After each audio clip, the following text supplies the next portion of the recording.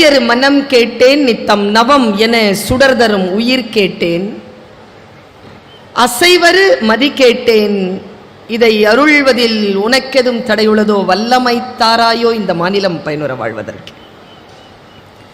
கண்ணியத்திற்கும் போற்றுதலுக்கும் உரிய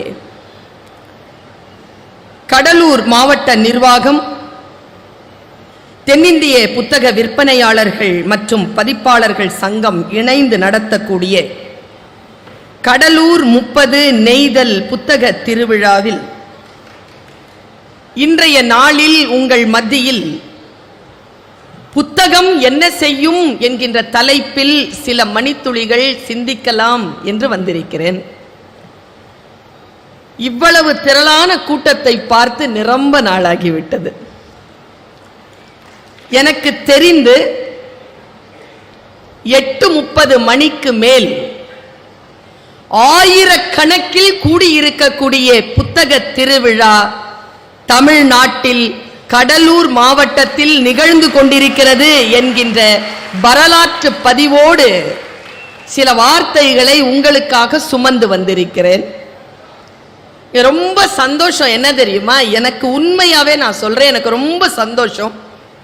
கூட்டங்களில் பேசுவது என்பது கல்வி கற்ற காரணத்தினால், தமிழை மேடையில் பேச தெரிந்த வாய்ப்பினால் மேடைகள் கிடைத்த வண்ணம் தான் இருக்கின்றன. யாருக்கு பேசுகிறோம் என்பதில் கல்லூரிகளுக்கு போனால் மாணவ கண்மணிகள், பொதுக்கூட்டங்களில் பொதுமக்கள் தான் இருப்பார்கள். ஆனால் நான் வியந்து பார்க்கிறேன், கடலூர் மாவட்ட புத்தக திருவிழாவில் இளைஞர்களின் பட்டாளம் கூடுகட்டி இருக்கிறது. அந்த இளைஞர்களுடைய பட்டாளத்திற்கு என்னுடைய மனமார்ந்த அன்பும் பாராட்டும் வாழ்த்தும். எப்பொழுதும் என் பேச்சை நான் தொடங்குகின்ற பொழுது இந்த வார்த்தையை பிரார்த்தனையாக சொல்லி தொடங்குவது வழக்கம். இன்றைக்கும் நான் அந்த வார்த்தையை சொல்லியே தொடங்குகிறேன். மிக சிறப்பாக ஏற்பாடு செய்திருக்கக்கூடிய அத்துணை அரசு அதிகாரிகளுக்கும் பணியாளர்களுக்கும் என்னுடைய பணிவன்பான நன்றி. மிக சிறப்பாக இந்த நிகழ்ச்சியை ஏற்பாடு செய்திருக்கிறீர்கள். உங்கள் அத்துணை பேருக்கும் இந்த சொல்லை நான் சொல்லி கேட்டு பழக்கமாக இருக்கும். இன்றைக்கும் அப்படியே என் பேச்சை தொடங்குகிறேன். யாருடைய உதடுகளில் ஒளிந்து கொண்டிருக்கக்கூடிய சொல் நம் வாழ்க்கையை மாற்றும் என்று நமக்கு தெரியாது. அது எந்த புத்தகத்திற்குள் ஒளிந்து கொண்டிருக்கிறது என்று கூட நமக்கு தெரியாது. எவ்வளவு சீக்கிரமாக அந்த சொல் வந்து சேர்கிறதோ அவ்வளவு சீக்கிரமாக வாழ்க்கையில் மாற்றம் நிகழ்கிறது. உங்கள் வாழ்க்கையில் மாற்றத்தை ஏற்படுத்தக்கூடிய அந்த ஒற்றை சொல் இதோ இந்த நிமிடங்களில் இந்த உதடுகளில் இருந்து உதிர்ந்து விட வேண்டும் என்கின்ற பிரார்த்தனையோடு உங்கள் முன்னால் சில சிந்தனைகளோடு நிற்கிறேன். புத்தகம் என்ன செய்யும் என்பது எனக்கிடப்பட்ட தலைப்பு. எனக்கு முன்னால் பேசிய நல்லாசிரியர் புலவர் ராமலிங்கம் அவர்கள் புத்தக வாசிப்பு குறித்தும் அதன் பலன் குறித்தும் சரியாக 1 மணி நேரம் பேசியிருக்கிறார். 6 மணிக்கு மேடையை கொடுத்திருந்தா 7 மணிக்கு முடிச்சிருப்பார். 7:30 மணிக்கு கொடுத்தீங்க, அதனால 8:30 மணிக்கு முடிச்சிருக்க. ஆனா ரொம்ப திறமையான மனிதர். பேசி முடிச்ச உடனே கிளம்பிட்டார். நீங்கள் எல்லோரும் தங்கி அடுத்த பேச்சாளருடைய பேச்சை கேட்க காத்து கொண்டிருக்கிறீர்கள். புத்தகத்தை பற்றி பேசுவது என்றால் எனக்கு நிரம்ப பிடிக்கும். ஏனென்றால் புத்தக வாசிப்பினால் பல உயர்வுகளை வெற்றிகளை அடைந்தவள் நான். இன்றைக்கு இந்த புத்தகம் வாசித்தால் உங்களுக்கு அது என்ன செய்யும் என்பதனை என் வார்த்தைகளில் நான் சொல்லிவிடுகிறேன். இன்றைக்கு 5வது நாளா? 5வது நாள். நிறைய கடைகள் விரித்திருக்கிறார்கள், புத்தக கடைகள். இந்த புத்தகங்களை வாங்குகின்றவர்களை பார்த்து நான் எப்பொழுதும் சொல்ல விரும்புகின்ற சொல். எனக்கு கிடைத்த இடம் தஞ்சை. தஞ்சை புத்தக கண்காட்சியில் பேசிக் கொண்டிருக்கின்ற பொழுது இப்படி பார்த்துக்கிட்டே பேசிட்டு இருப்பேன். நான் ஏதோ ஒரு பொன்மொழி எழுதி போட்டு இருந்தாங்க. ரொம்ப பிடிச்சது அந்த பொன்மொழி. மனசை என்னமோ பண்ணிருச்சு. அதை ஒவ்வொரு புத்தக கண்காட்சியிலும் புத்தக திருவிழாவிலும் நான் சொல்லுவது என்னுடைய வாடிக்கை. அந்த பொன்மொழி என்ன தெரியுமா? புத்தகம் வாங்குகின்றவர்களை பார்த்து ஒரு மேனாட்டு அறிஞன் சொன்ன ஒரு பொன்மொழியை அவர்கள் பொதித்து வைத்திருந்தார்கள். அது இப்படி சொல்கிறது, என் தோழமைகளே,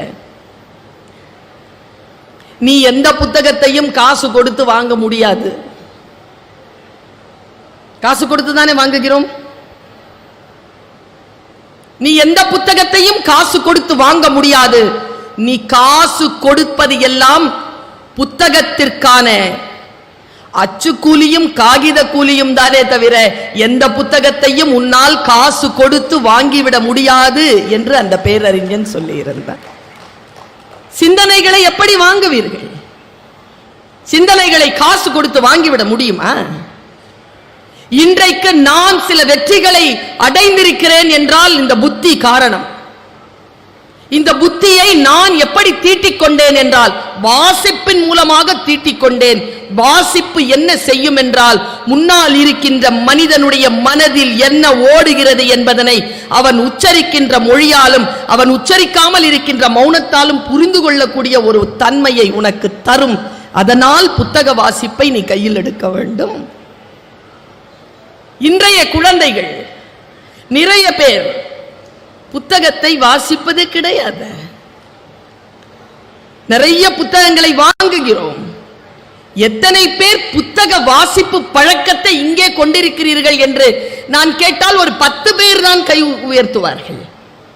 புத்தக வாசிப்பு பழக்கம் இல்லை இன்றைக்கு. ஆனால் நிறைய புத்தகங்கள் விற்பனையாகி கொண்டிருக்கின்றன. நான் ஒரு பெரும் ரகசியத்தை சொல்லுகிறேன் குழந்தைகளே, மாணவ கண்மணிகளே, என் தமிழ் உறவுகளே, புத்தக வாசிப்பு என்பது ஏற்கனவே நீங்கள் வாழ்க்கையில் வாழ வேண்டும் என்று துடிக்கின்ற அந்த வாழ்க்கையை வாழ முடியாமல் தடுக்கின்ற சுவர்களை இடிக்கக்கூடிய சிந்தனையை அது தரும். எனக்கு தந்திருக்கின்ற காரணத்தினால் நான் சொல்லுகிறேன். சில வார்த்தைகள் பெரியவர்கள் புத்தகங்களை பற்றி என்ன சொல்லி இருக்கிறார்கள் என்று தேடினேன். 1 கோடி ரூபாய் கிடைத்தால் என்ன செய்வீர்கள் என்று கேட்டபொழுது மகாத்மா காந்தி சொன்னார், ஒரு நூலகம் கட்டுவேன். இது மகாத்மா காந்தி. சரி, நம்ம தாத்தா என்ன சொன்னார்? தந்தை பெரியார் பெண்களின் கரண்டியை பிடுங்கிவிட்டு புத்தகம் கொடுத்தால் போதும். இது தந்தை பெரியார். தனிமை தீவில் தள்ளப்பட்டால் என்ன செய்வீர்கள் என்று கேட்டபொழுது புத்தகங்களுடன் மகிழ்ச்சியாக வாழ்ந்துவிட்டு வருவேன் என்று பதிலளித்தார் ஜவஹர்லால் நேரு. என் கல்லறையில் மறக்காமல் எழுதுங்கள், இங்கே ஒரு புத்தக புழு உறங்கிக் கொண்டிருக்கிறது என்றான் ரசல். மனிதனின் ஆகப்பெரிய கண்டுபிடிப்பு எது? அப்பா குழந்தைகளே கவனம். மனிதனின் ஆகப்பெரிய கண்டுபிடிப்பு எது என்று வினவப்பட்ட போது சற்றும் யோசிக்காமல் சொன்னான் புத்தகம் என்று ஆல்பர்ட் ஐன்ஸ்டீன். ஆகப்பெரிய கண்டுபிடிப்பு அது புத்தகம் என்பது. நான் இங்கே நிறுத்துகிறேன். தான் வாழ்க்கையில் வாழ்ந்த அனுபவங்களை எழுதி போன இடங்களிலெல்லாம் பெற்ற அனுபவங்களை ஓலைச்சுவடிகளிலும் தோள்களிலும் எழுதி வைத்திருந்தான் 7ஆம் நூற்றாண்டில் ஒரு மன்னன். அவன் 14ஆம் எகிப்திய மன்ன பாரோன். அவன் அடுக்கி வைத்திருந்த அந்த ஓலைச்சுவடிகளும் தோள்களும் நிறைந்த அந்த அறைக்கு என்ன பெயர் வைத்திருந்தான் தெரியுமா? மன மருத்துவ நிலையம். மன மருத்துவ நிலையங்கள் இவையெல்லாம் வெறும் புத்தக கடைகள் அல்ல. அவை எப்படி நீங்கள் அதை போய் சேர வேண்டும் என்பதற்காகத்தான் நாங்கள் ஊக்கமளிப்பதற்காக இதை பேசிக் கொண்டிருக்கிறோம். அடுத்து ஒருவரிடம் கேட்டார்கள், நீங்கள் புத்தகத்தை பற்றி என்ன நினைக்கிறீர்கள்? நான் இதை சொல்றேன், இன்று இரவு தூங்க மாட்டீங்க. நீங்க இதை யார் சொன்னாங்கன்னு தெரிஞ்சுக்கிட்டீங்கன்னா எனக்கு வேறு எந்த சுதந்திரமும் வேண்டாம், சிறையில் இருந்து கொள்கிறேன், புத்தக வாசிப்பை மட்டும் அனுமதியுங்கள். Nelson Mandela. அது மட்டும் அனுமதிங்க போதும்னா. பிறந்த நாளுக்கு என்ன வேண்டும் என்று கேட்ட பொழுது புத்தகங்கள் வேண்டும் என்று சற்றும் தயக்கமின்றி லெனின் கூறிட குவிந்தன லட்சக்கணக்கான புத்தகங்கள் என்று வரலாறு சொல்கிறது. ஒவ்வொரு படமும் நடிக்க ஒப்புக்கொள்ளும் பொழுது வரும் முன் பணத்தில் முதல் $100 புத்தகம் வாங்குவாராம் சார்லின் சாப்ளின். நான் வரலாறை சொல்லிக் கொண்டிருக்கிறேன். ஒரு குழந்தைக்கு நீங்கள் வாங்கி தரும் ஆகச் சிறந்த பரிசு ஒரு புத்தகம்தான் என்கிறார் சர்ச்சில். பயங்கரமான போராட்ட ஆயுதங்கள் எவை என்று கேட்டபொழுது புத்தகம் என்றால் மார்ட்டின் லூதர் கிங். புக்ஸ். நான் இங்க நிறுத்துறேன். உலகத்தில் ஒரு போர் ஒரு நிலத்திற்கு எதிராக நிகழ்த்தப்படுகிறது என்றால் அங்கே முதலில் அழிக்கப்படுவது நூலகம்தான் என்று வரலாறு சொல்கிறது. வரலாறு அழிக்கப்பட வேண்டும் என்றால் நூலகங்கள் மீதுதான் குறிவைக்க வேண்டும். எனக்கு ஆச்சரியமாக இருக்கிறது, புத்தகங்கள் எப்படி மனித வாழ்க்கையை அடுத்த கட்டத்திற்கு எடுத்து சென்றிருக்கின்றன என்று யோசிக்கின்ற பொழுது நான் இன்னும் வாசிக்காத நல்ல புத்தகம் ஒன்றை வாங்கி வந்து என்னை சந்திப்பவனே என் தலை சிறந்த நண்பன் ஆபிரகாம் லிங்கன். 1000 புத்தகங்களை வாசித்தவன் ஒருவன் இருந்தால் அவனை காட்டுங்கள், அவன்தான் என் வழிகாட்டி. Julius Caesar. உலக வரைபடத்தில் உள்ள மூலை முடுக்குகளுக்கெல்லாம் போக விரும்புகிறாயா? நான் இதுவரைக்கும் 31 நாடுகளுக்கு பயணம் பண்ணியிருக்கேன். ஒரு டிக்கெட்டை கூட என் சொந்த செலவுல வாங்கினதில்லை. இப்ப வந்துட்டு போறது கூட கலெக்டர் தான் கொடுக்க போற. உலகத்தில் இருக்கக்கூடிய மூலை முடுக்குகளுக்கெல்லாம் போக விரும்புகிறாயா? ஒரு நூலகத்திற்குள் செல் என்கிறார் டெஸ்கார்டஸ். போதும் என்று நொந்து போய் இளைய குழந்தைகளே, போதும் என்று நொந்து போய் புதிய வாழ்வை தேடுகிறீர்களா? ஒரு புதிய புத்தகத்தை வாங்கி வாசிக்க தொடங்கு என்கிறான் இங்கர்சால். ஒரு புக் வாசிக்க ஆரம்பி, முடிக்கிற வரைக்கும் பார், உன்னுடைய வாழ்க்கையில் பல மாற்றங்கள் நிகழும். அது சாதாரண கதை புத்தகமாக கூட இருக்கட்டும். சில புத்தகங்களை சுவைப்போம், சிலவற்றை அப்படியே விழுங்குவோம், சில புத்தகங்களை மென்று ஜீரணிப்போம் என்கிறான் பிரான்சிஸ் பேக்கன். புரட்சி பாதையில் கை துப்பாக்கிகளை விட மிகப்பெரிய ஆயுதங்கள் புத்தகங்கள் என்கிறான் லெனின். உண்மையான வாசகன் வாசிப்பதை முடிப்பதே இல்லை என்கிறான் ஆஸ்கர் வைல்ட். உடலுக்கு எப்படி உடற்பயிற்சியோ அது போல மனதிற்கு பயிற்சி புத்தக வாசிப்பு. Sigmund Freud.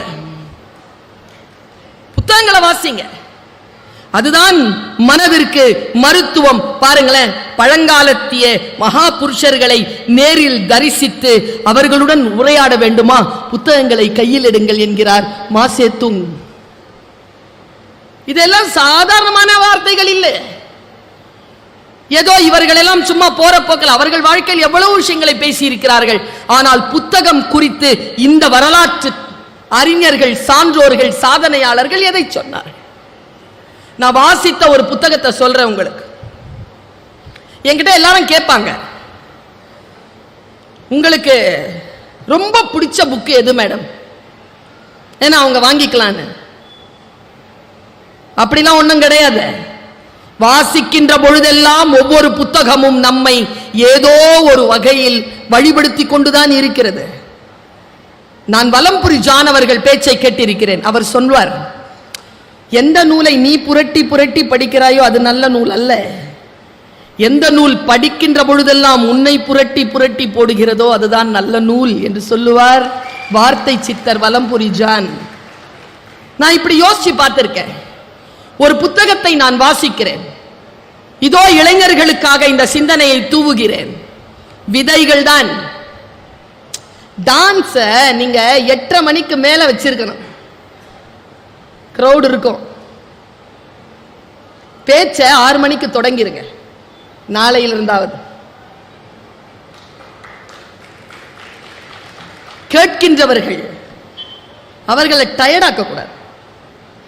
1 மணி நேரமா நானும் டயர்டா தான் உட்கார்ந்துருக்கேன். கேட்க டயர்டு. மிக மிக கவனம். நான் ஒரு புத்தகத்தை வாசிக்கிறேன் தோழமைகளே. என்னை பொறுத்த அளவில் நான் பைபிளை வாசிக்க வேண்டும் என்றால் நான் கிறிஸ்துவராக இருக்க வேண்டிய அவசியம் இல்லை. நான் குரானை வாசிக்க வேண்டும் என்றால் நான் ஒரு இஸ்லாமியனாக இருக்க வேண்டிய அவசியம் இல்லை. நான் உபனிஷதங்களை வாசிக்கிறேன், ஒரு இந்துவாக இருக்க வேண்டும் என்ற அவசியம் இல்லை. நூல்கள் தானே, வாசியுங்கள். யாரோ ஒருவர் சொல்லுகின்ற சிந்தனையை விட நான் அனுபவித்த அந்த சிந்தனைகளை உள்வாங்குவதில் புத்தகம் என்னை வேறு தளத்திற்கு அழைத்து செல்கிறதா இல்லையா? இப்பொழுது சமீபத்தில் நான் படிச்ச ஒரு புத்தகத்தை சொல்றேன். பைபிள்னு அதுக்கு பேரு. படிச்சேன். அதுல ஒரே ஒரு பகுதி, அந்த பகுதி என்ன நிறைய நாள் யோசிக்க வச்சிருக்கு. மதம் சார்ந்த அதுல எதுவுமே இல்லை. நான் சொல்ல போற கருத்துல மதம் சார்ந்த எதுவும் இல்லை. அப்படி இருந்தால் நானே சொல்ல மாட்டேன். மனிதனின் வாழ்க்கை சார்ந்த கருத்து. இப்படி தொடங்குதுங்க அந்த வசனம். காது இருக்கின்றவர்கள் கேட்க கடவீர்கள். சரியா? செல்வத்துள் செல்வம் அச்செல்வம். கல்வி என்பது செவிச்செல்வம். பைபிள் சொல்லுகிறது காது இருக்கின்றவர்கள் கேட்க கடவீர்கள். நான் அலர்ட் ஆயிட்டேன். ஏன்னா கண்ணுக்கும் காதுக்கும் என்ன வித்தியாசம் தெரியுமா பிள்ளைகளை? கண்ணுக்கு மூடி இருக்கு, காதுக்கு மூடி இல்லை. கண் சென்று பற்றும், காதில் வந்து விழும். இத மூடிக்கலாம், இத மூடு பார்ப்போம்.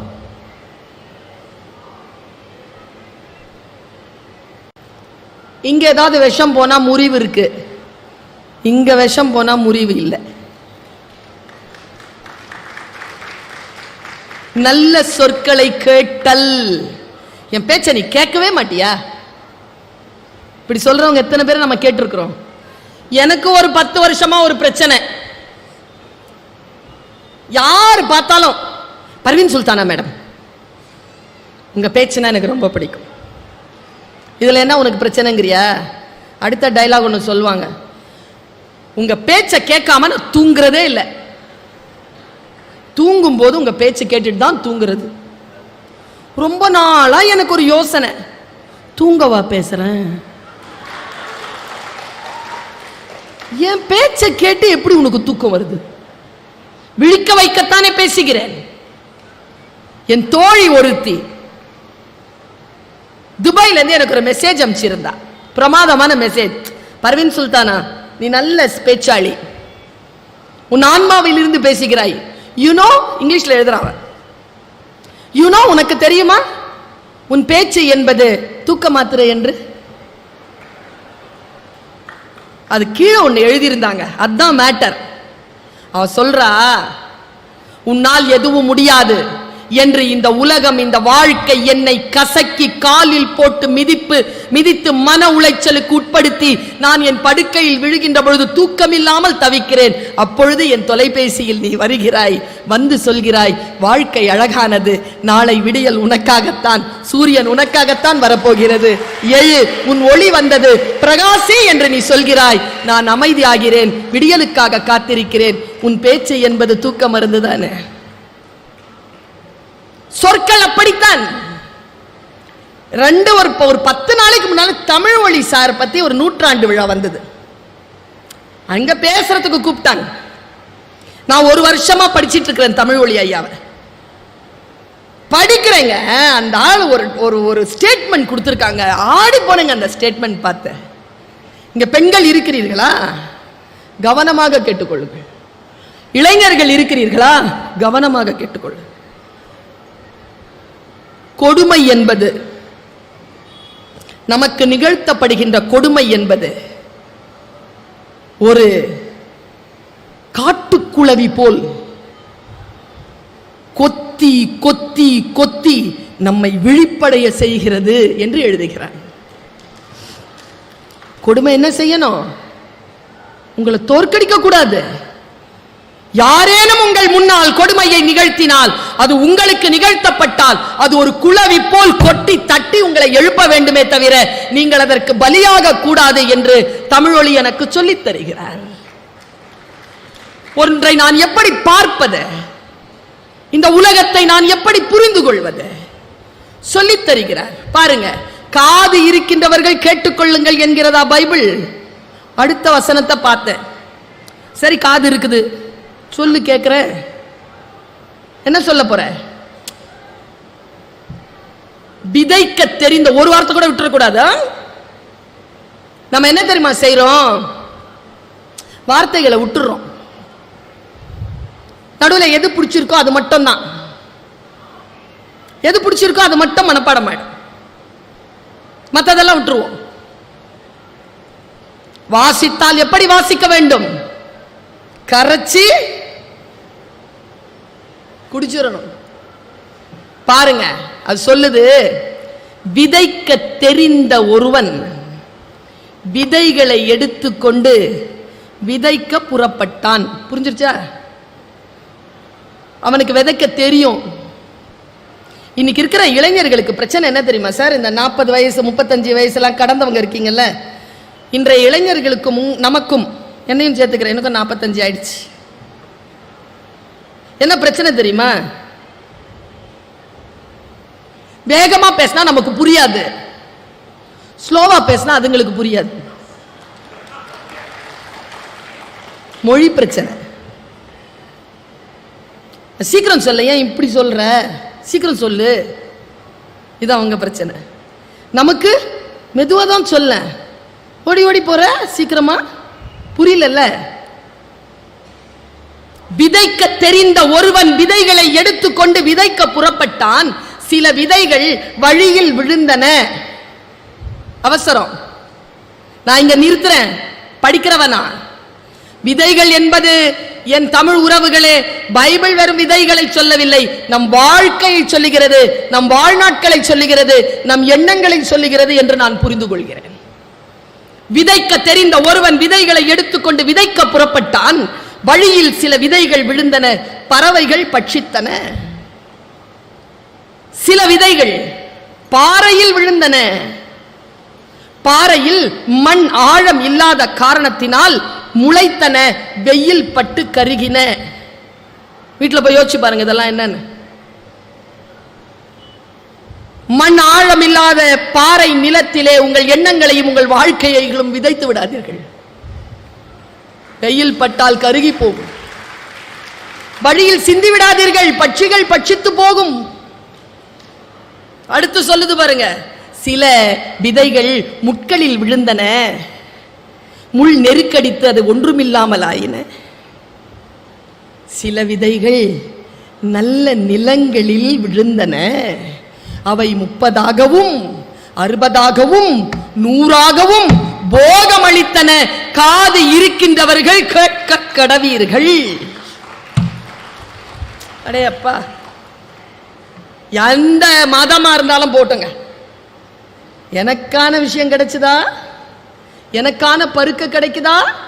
Don't waste your time, don't waste your energy, don't waste your knowledge, don't waste your time. நேரத்தை வேஸ்ட் பண்ணாதீங்க, சக்தி நிலையை வேஸ்ட் பண்ணாதீங்க. யாரும் இப்படி முறைச்சு பார்க்காதீங்க. முறைச்சு பார்த்துக்கிறதுனால உங்களுடைய சக்தி நிலை வீணாகுது. ஒன்றும் இல்லை, உங்க எல்லாருடைய கருத்தையும் திருப்புறதுக்கு ஒரே ஒரு மேட்டர் பண்ணா போதும்.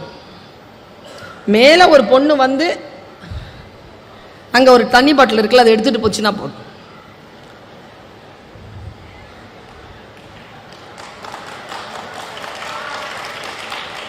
இங்க நான் வைத்தால கத்திக்கிட்டே ஏதோ சொல்லிட்டு இருப்பேன், காது இருக்கின்றவர்கள் கேட்க கடவீர்கள். கவனம் குழந்தைகளை, வாசிப்பு என்ன செய்கிறது என்றால் என் கவனத்தை கூர்த்திட்டுகிறது. யார் என்ன பேசினாலும், எனக்கு சிரிக்கெல்லாம் பேச தெரியாது, ஆனால் நான் பேசினால் சில நேரங்களில் சிந்தித்து சிரிப்பு வரும். அப்படிப்பட்ட ஒரு விஷயத்தை சொல்லவா? இப்ப சமீபத்தில் 23ஆம் தேதி ஆகஸ்ட் மாசம் 2023ஆவது வருஷம் சந்திராயன் 3ல 6:3க்கு போய் விட்டோமா?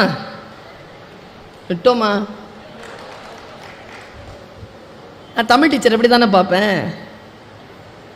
எனக்கு தெரிஞ்சு 6:3க்கு இறங்கிருச்சு தென்துருவத்தில்னு கேள்விப்பட்டு கோயம்புத்தூர்ல ஒரு பாய், ரஃபீக் பாய் அவர் பேரு, பிரியாணி கடை வச்சிருந்திருக்கிறாரு.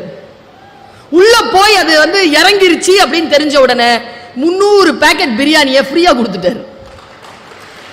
எவ்வளவு சந்தோஷம் இல்ல? இப்ப நான் பேசுறேன், ஒரு தம்பி ரெக்கார்ட் பண்ணிட்டு சுவிட்ச் ஆஃப் பண்ணி அரை மணி நேரத்தில் யூடியூப்ல வந்துடும். இது வரைக்கும் என்ன இதில் தானே பார்த்துருக்கிறீங்க, இதில் தானே பார்த்துருக்கீங்க. வந்திருக்கேன்ல, பேச்ச நேரில் கேட்கலாம்ல, இன்னைக்கு இதில் தான் பார்க்கணுமா?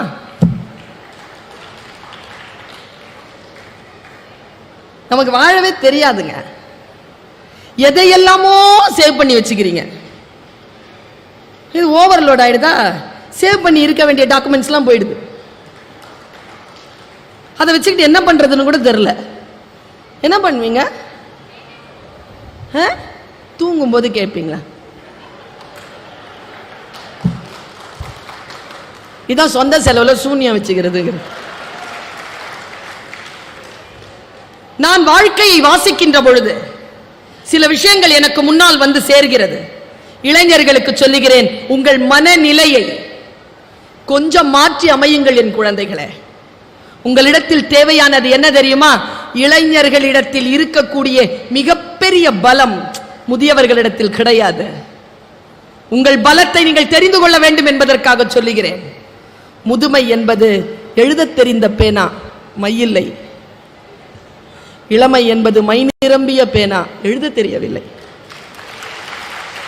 நீங்கள் எழுத தெரிந்து கொள்ள வேண்டும் என்பதற்காக சொல்லுகிறேன்.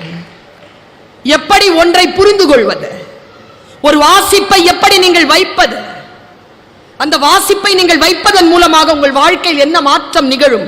இப்ப நான் ஒரு புத்தகத்தை வாசிக்கிறேன், ஒரே ஒரு பளிச்சுன்னு ஒற்றை சொல்லுங்க. வண்டி எடுக்கிறவங்க எல்லாருமே ஃபர்ஸ்டா வந்துடணும்னு வண்டி எடுக்கிறாங்க, முந்திக்கணும்னு. முந்திக்கிறீங்களா? பைக்ல ஓடுறவங்க நான் சொல்லட்டுமா? நீங்க சாலையில் எப்பொழுதுமே ஃபர்ஸ்டா முந்தவே முடியாது. எவ்வளவு ஃபாஸ்டா போனாலும் உங்களுக்கு முன்னால ஒரு வண்டி போயிட்டு தான் இருக்கும். முந்திக்கொள்வது அதல்ல. நான் ஒரு கேள்வி கேட்கிறேன், வீட்டில் போய் பதில் சொல்லுங்க. இல்ல தெரிஞ்சா இப்பவே சொல்லுங்க. 50 பேர் ஓட்டப்பந்தயத்தில் ஓடுறாங்க. இதெல்லாம் ஏன் நான் சொல்றேன்னா, இந்த அலர்ட்னஸ் இருக்கா? வாசிப்பு பயிற்சி இருக்கின்றவர்களுக்கு இந்த அலர்ட்னஸ் இருக்கும். வாசிப்பு பயிற்சி எல்லாம் வெறும் இதையே பார்த்துட்டு இருந்தீங்கன்னா இருக்காது. ஒரு டீச்சரா சொல்றேன், நீ எப்படி வளர்த்துக்கணுங்கிறதுனால சொல்றேன். 50 பேர் ஓட்டப்பந்தயத்தில் ஓடுறாங்க, அதுல நீங்களும் ஒண்ணு. ஓடி முயற்சி பண்ணி 2வது ஆளை தாண்டிட்டீங்க. இப்ப உங்க பொசிஷன் என்ன? என்ன? ஃபர்ஸ்டா? 2வது ஆளை தானே தாண்டி இருக்கீங்க, அதுக்குள்ள ஃபர்ஸ்ட் வந்துருவீங்களா?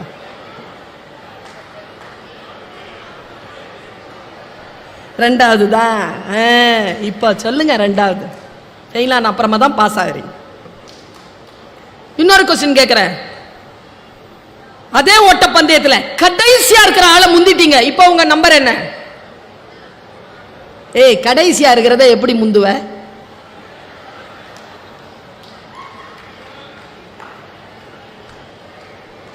இது அலர்ட் பண்ணும், வாசிப்பு மந்தமாக்காது. இந்த அலர்ட்னஸ்க்காக தான் படிக்கிறது.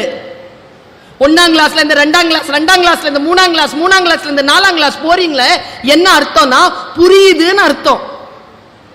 1 + 1 2 புரியுது. 1 × 1 = 1 புரியுது, செகண்ட் ஸ்டாண்டர்ட்.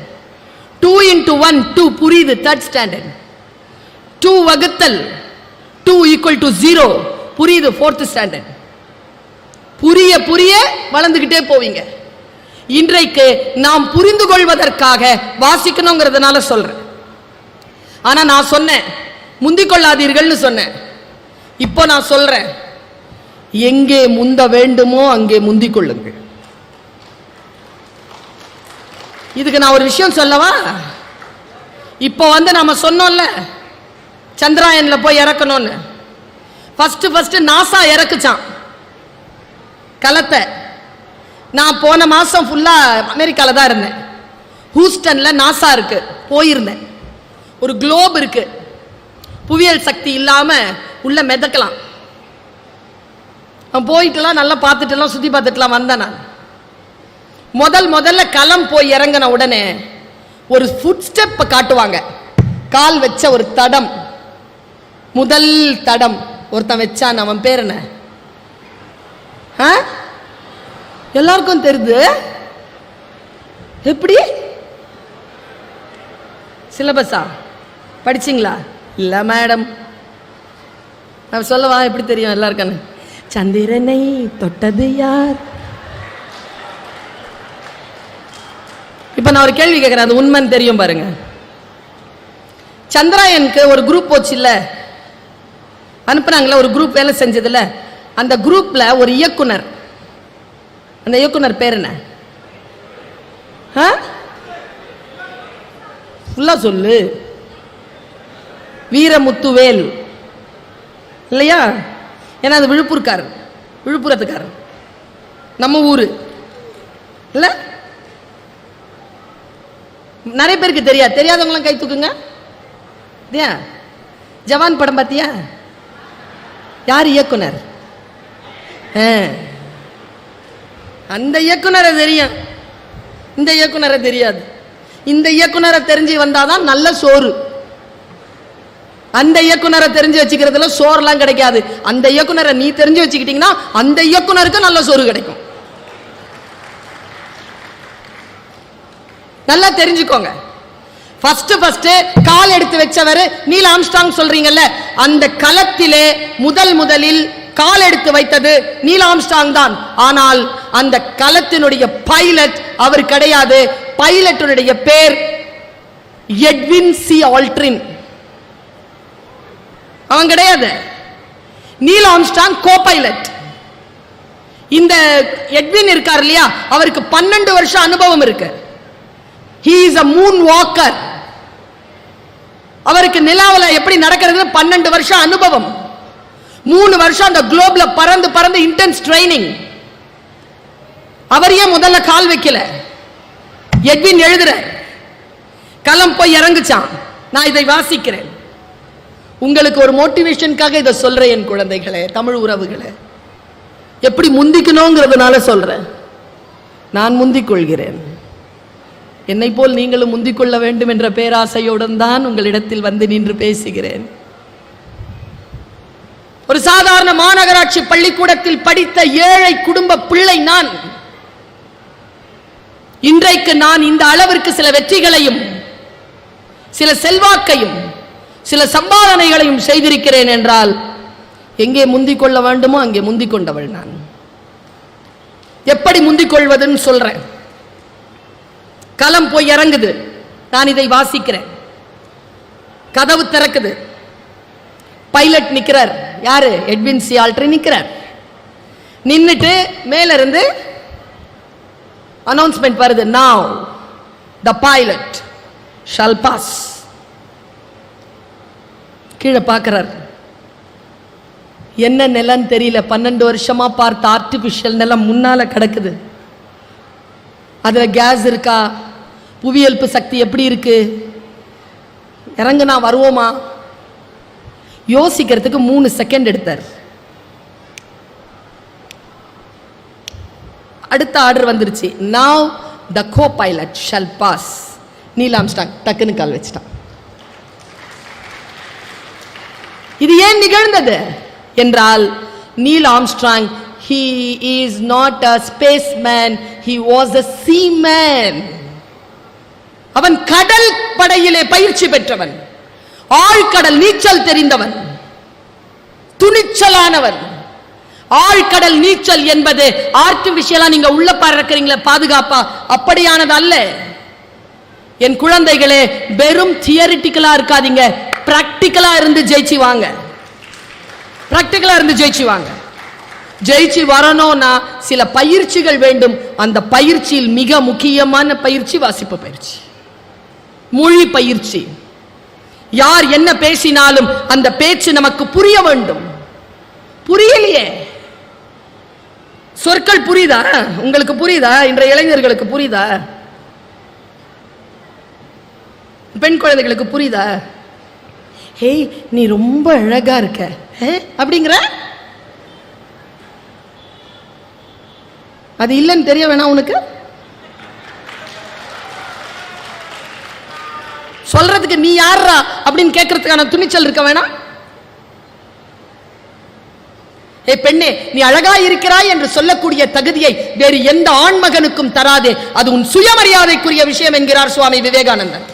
வாசிக்கிறேன் நான், அதனால் இந்த ரகசியம் எனக்கு புரிந்து போகிறது. பெரியாரை வாசிக்கிறேன் நான், அதனால் ஒரு ரகசியம் புரிகிறது. தந்தை பெரியார் வந்ததற்கு பிறகு இப்படி யோசிச்சு பார்த்திருக்கீங்களா? வாசிக்க வாசிக்க என்ன செய்யும் தெரியுமா? புக் என்ன செய்யும் தெரியுமா? சும்மா நான் பேர் சொன்னால கை தட்டுறீங்கல்ல, பேர் சொன்ன கை தட்டாதீங்க. எதுக்கு தட்டுறோன்னு தெரிஞ்சு தட்டுங்க. தந்தை பெரியார் கை தட்டுறீங்களா? ஏன் ஏன் அவர் பேர் சொன்ன கை தட்டணும்? அறிவர் அம்பேத்கர் உடனே கை தட்டுறீங்களா? ஏன் தட்டணும்? என்னத்துக்காக அவர் பேரை சொன்ன உடனே கை தட்டணும்? நினைச்சு பார்த்திருக்கீங்களா? அவர் ஏன் ஃபுல் கோட் சூட்லாம் போட்டிருக்காரு? அவர் பிறந்த அந்த சமூகத்தில் ஆடை அணிவது மறுக்கப்பட்டது. ஆடை அணிவது மறுக்கப்பட்ட சமூகத்தில் கல்வி என்கின்ற ஆயுதத்தை கையில் எடுத்துக்கொண்டு ஃபுல் கோட் சூட்ல போட்டுட்டு கால் மேல கால் போட்டு அப்படி உட்கார்ந்து நம்முடைய நாட்டினுடைய அரசியல் அமைப்பு சட்டத்திற்கான தந்தையாக வந்து உட்கார்ந்தார் இல்லையா? அதுக்காகத்தான் கை தட்டணும். இந்த வாசிப்பு இருக்குல்ல, லண்டன் போயிருந்தேங்க, 2 பேருடைய சிலை இருக்குங்க லண்டன் லைப்ரரியில. இந்த நூலகத்தில் இருக்கக்கூடிய எல்லா புத்தகங்களையும் வாசித்த 2 பெருமக்கள், ஒருவர் காரல் மார்க்ஸ், மற்றொருவர் அறிவர் அம்பேத்கர். வாசிக்கிறதுங்க 700 புத்தகங்களை மகாராஜா கிட்ட இருந்து கப்பல்ல அனுப்பி வைக்க சொன்னவருங்க, லண்டன்ல படிச்சவர். அவருடைய பொருளாதாரம் குறித்த அவருடைய பேச்சு வாசித்து வாசித்து வாசித்து வாசித்து எல்லாரும் கொண்டாட்டத்தில் இருக்கும் பொழுது அம்பேத்கர் மட்டும் அந்த 14ஆம் நாள் ஆகஸ்ட் மாதம் நள்ளிரவில் அவருடைய வீட்டில் மட்டும் ஒரு பல்பு எரிஞ்சிட்டு இருந்துச்சு. படிச்சுக்கிட்டே இருந்தார். வந்து கேட்டாங்க, சுதந்திரம் கிடைத்து விட்டதே, எல்லோரும் உறங்கிக் கொண்டிருக்கிறார்கள், கொண்டாடி கொண்டிருக்கிறார்கள், நீங்கள் ஏன் விழித்து படித்துக் கொண்டிருக்கிறீர்கள்? அறிவர் அம்பேத்கர் சொன்ன பதில் என்ன தெரியுமா? யாருக்கெல்லாம் விடுதலை கிடைக்க வேண்டுமோ அவர்களெல்லாம் கொண்டாடுகிறார்கள், தூங்கிக் கொண்டிருக்கிறார்கள். நான் யாருக்கான விடுதலையை தேடுகிறேனோ அவர்கள் இன்னும் தூங்கிக் கொண்டிருக்கிறார்கள், அதனால் விழித்திருந்து நான் வாசிக்கிறேன் என்றார். இதுக்காக அம்பேத்கருக்கு கைத்தட்டுங்க. அவருடைய அந்த பார்லிமெண்ட்ல அவர் பேசின பேச்சு இருக்குல்ல, 34 நூல்களாக வெளிவந்திருக்கு. முடிஞ்சா வாசி கடந்துருங்க பாப்போம். அம்பேத்கரை வாசித்து விட்டு அம்பேத்கருக்காக கைத்தட்டுங்க. தந்தை பெரியாரை வாசித்து விட்டு அவருக்கு ஏங்க துண்டு போத்துறாங்க? நமக்கெல்லாம் மேல வந்து துண்டு போத்துறாங்களா? ஒருத்தர் வந்து கூட எனக்கு துண்டு போத்தி போட்டு, ஏற்கனவே ட்ரெஸ் பண்ணிட்டு தானே வந்திருக்கேன் நான், எனக்கு அதுக்கு துண்டு? ஆடை மறுக்கப்பட்ட சமூகம் நம்முடைய சமூகம். ஆடையால் உடலை போர்த்துவதுதான் மரியாதை, ஆடை அவிழ்ப்பது என்பது அடிமைத்தனம் என்பதனை உலகத்திற்கு சொல்லக்கூடிய சமூகம் தமிழ் சமூகம். உலகத்தில் எங்குமே கிடையாதுங்க. வாசித்தால் புரிகிறது பிள்ளைகளே, என் தோழமைகளே, எது புரட்சி என்று புரிந்து போகிறது. புத்தகம் வாசிக்கும் போது ஜெயகாந்தன் சொல்ற ஒரு வார்த்தையை சொல்றேன். உண்மையா ஒரு குழந்தை செத்துருதுன்னு வச்சுக்கோங்களேன், துயரம்தான். ஜெயகாந்தன் சொல்கிறார், உண்மையாக ஒரு குழந்தை இருப்பதை விட அதிக துயரம் கொண்டது புத்தகங்களில் குழந்தைகள் இறப்பது என்கிறார். அதனால வாசிக்கணும். இந்த வாசிப்பு என்ன செய்யும்? மனதை பக்குவப்படுத்தும். ஒரு புத்தகம் நம்மை பக்குவப்படுத்தும். குறள், திருக்குறள் நம்மை பக்குவப்படுத்தும். எக்ஸாமினேஷனுக்காக அதை படிக்காதீங்க. அது தேர்வுக்கான நூல் அல்ல, அது வாழ்க்கைக்கான நூல். செய்யத்தக்க அல்ல செய்ய கெடும், செய்யத்தக்க செய்யாமையாலும் கெடும். பிடித்துக் கொள்கிறேன் நான். எதையெல்லாம் செய்ய வேண்டுமோ அதை செய்யவில்லை என்றால் அந்த காரியம் கெட்டு போகும். எதை செய்யக்கூடாதோ அதை செய்தாலும் காரியம் கெட்டு போகும். வள்ளுவன் எனக்கு சொல்லித் தருகிறான். யாகாவராயினும் காவாக்கா யாவனா இருந்தாலும், பேரறிஞர் அண்ணா கேட்டுங்க, பேரறிஞர் அண்ணா கிட்ட சட்டமன்றத்தில், என்ன திருவள்ளுவர் பஸ்ல எல்லாம் யாகாவராயினும் நாகாக்கன்னு எழுதி வச்சிருக்கீங்க, யாரெல்லாம் நாக்க காப்பாத்திக்கிறது? யாகாவராயினும் நாங்க. பேரறிஞர் சொன்ன பதில் என்ன தெரியுமா? யாருக்கிட்டெல்லாம் நாக்கு இருக்குதோ அவங்க எல்லாம் அதை காப்பாத்திக்கோங்க. பேச்சாளர்கள் மட்டும் காப்பாற்றுவது அல்ல, யாரிடத்தில் எல்லாம் நாக்கு இருக்கிறதோ. அதனால் தான் ஓஷோ சொல்கிறார், மௌனமாக இரு, நீ இன்னும் கடவுளின் நாக்காக ஆகவில்லை. அருணகிரிநாதர் துடிக்கிறார், கெட்ட பழக்கங்கள் வாழ்க்கையில துள்ளி குதிக்கிறார், என்ன செய்கிறதுன்னு தெரியல. கடைசியா முருகனிடம் வந்து சரணடைகிறார்.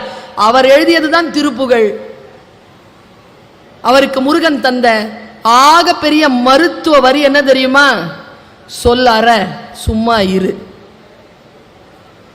சொல்லார சும்மா இரு. எனக்கு கூட தான் சொன்னாங்க, என் கிளாஸ்ல என் கெமிஸ்ட்ரி டீச்சர் சொன்னாங்க, பேசாத. யாரை பார்த்து பேசாத? பேசுறதுக்கே பிறந்தவன். என்ன பார்த்து பேசாதங்கிறீங்க? இதெல்லாம் நான் சொல்ல மாட்டேன், ஏன்னா பிழைக்க தெரியாது எனக்கு. இங்கதான் இருக்கும் எல்லாம், இங்க வராது. ஆனா அடுத்த வார்த்தை சொன்னாங்க, எங்க பேசணுமா அங்க பேசு, எங்க பேசக்கூடாது அங்க பேசாத, உட்காருனாங்க. அங்க பேசுறது இல்லை, நான் இங்கதான் பேசுறேன். அங்க நிறுத்தின, இங்க வந்துட்டேன். சொல்தான் கவனப்பெறுவதற்கு நமக்கு சில சொற்கள் துணையாகின்றன. அந்த சொல் நமக்கு புத்தகங்களில் கிடைக்கிறது. இன்னொரு ஒரு ரகசியத்தை சொல்லவா? 800 பக்கம் புக்கு இருக்கும்பா, 800 பக்கமும் புரியாது, அது நமக்கு தேவையும் இல்லை. நமக்கு தேவையான ஒரு வரி 782வது பக்கத்துல 3வது பத்தில கடைசி வரியில கிடைக்கும். அந்த வரியை தேடித்தான் நீ 800 பக்கங்களையும் படிக்க வேண்டும். அந்த வரிக்காகத்தான் அந்த தேடல். எங்கே மறைந்திருக்கிறது என்று நமக்கு தெரியாது. அந்த தேடலை நாம் கவனப்படுத்திக் கொள்ள வேண்டும் என்பதற்காக நான் சொல்லுகிறேன். புத்தகம் நம்மை வடிவமைக்கின்றது. அந்த வடிவமைப்பை நாம் சரியாக புரிந்து கொள்வதற்கு புத்தகம் நமக்கு தேவைப்படுகிறது. எந்த புத்தகத்தை எப்படி வாசிப்பது?